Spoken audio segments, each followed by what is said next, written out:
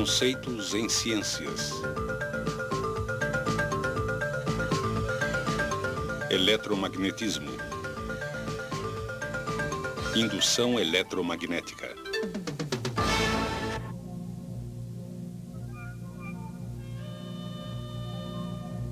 Eletricidade é algo que achamos natural. Todos sabemos o que fazer com ela.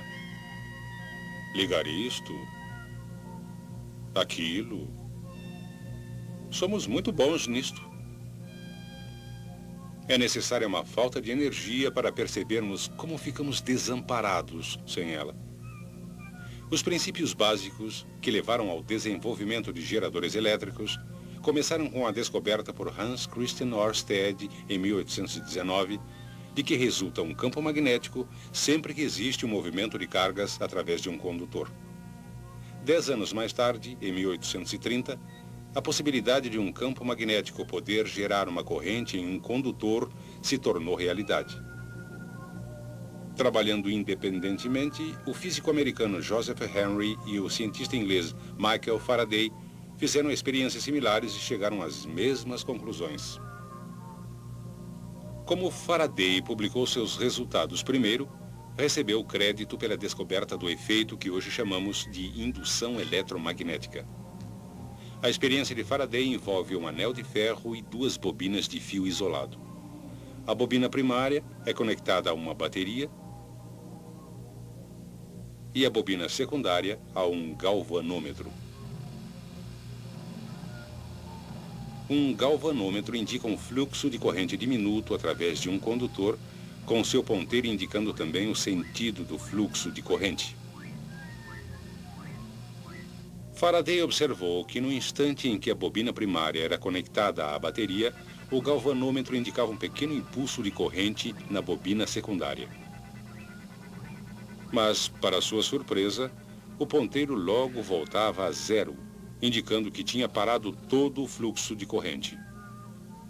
Porém, quando a bobina primária era desconectada, uma corrente era de novo gerada brevemente na bobina secundária, só que desta vez ela era no sentido oposto. A mudança da corrente na bobina primária, de alguma maneira, induziu uma corrente na bobina secundária. Faraday reconheceu que, ao conectar a bobina primária à bateria, um campo magnético se forma no interior do anel de ferro. Quando o campo aumenta dentro do anel, ele induz uma corrente que flui através da bobina secundária.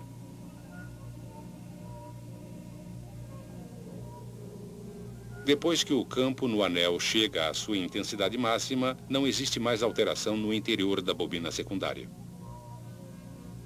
O resultado é que não existe mais corrente na bobina secundária. Quando desconectamos a bobina primária, desaparece o campo magnético que ela produzia. Quando o campo no anel desaparece, ele novamente induz uma corrente na bobina secundária, agora no sentido oposto. Hoje chamaríamos o aparelho de Faraday de transformador. Continuando suas experiências, ele verificou que chegava aos mesmos resultados usando um ímã em forma de barra em vez da bobina primária e do aparelho de anel. Podemos indicar uma das conclusões mais importantes das experiências de Faraday da seguinte maneira: enquanto o campo magnético do interior da bobina estiver variando, será induzida uma corrente nessa bobina. Em 1832, este princípio foi usado pelo francês Hippolyte Pixii para desenvolver o primeiro gerador elétrico. Embora fosse claro que a corrente induzida fluía em sentidos diferentes, dependendo de o campo magnético estar crescendo ou diminuindo, o mistério era por que isso acontecia. 2 anos mais tarde, o físico alemão Heinrich Lenz deu a resposta. Ele percebeu que a corrente induzida gerava seu próprio campo magnético. Ainda mais importante, Lenz descobriu que o campo magnético induzido é sempre oposto à variação do campo magnético externo que o causou em primeiro lugar. Um polo sul na extremidade próxima da bobina é induzido quando o polo sul do ímã, em forma de barras, se aproxima da bobina, opondo-se ao movimento desse ímã à frente.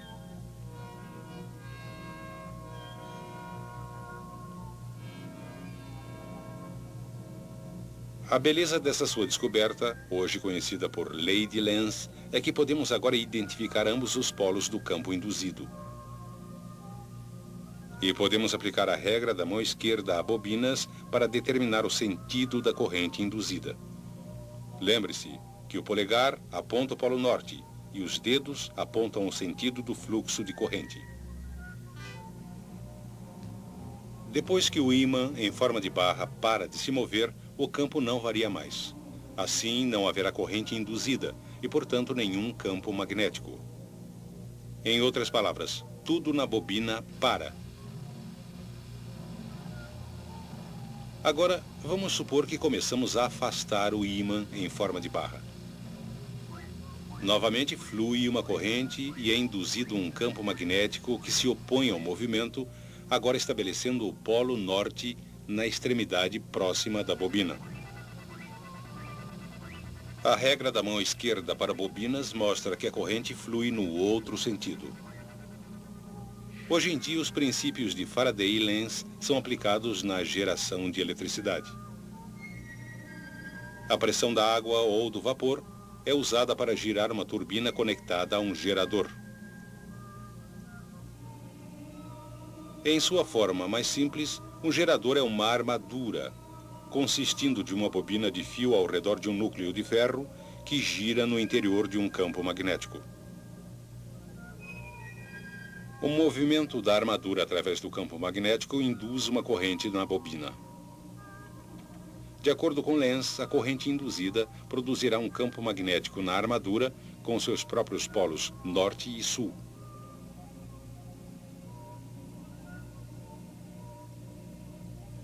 Este campo exercerá oposição ao movimento da armadura através do campo magnético externo. Daqui até ali, essa extremidade da armadura será o polo norte.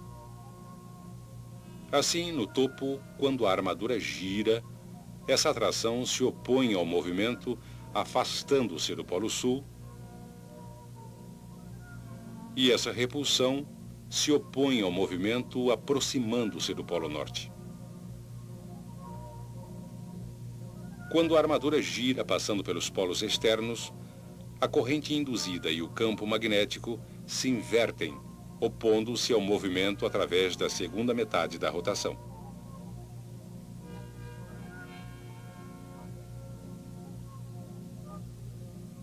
Novamente, a corrente induzida e o campo magnético se invertem quando a armadura passa pelos polos externos.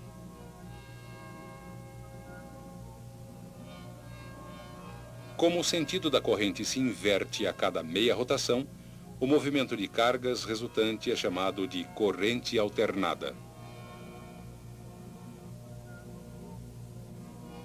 E o princípio da indução eletromagnética é usado nos enormes geradores elétricos que fornecem a corrente alternada de que tanto precisamos.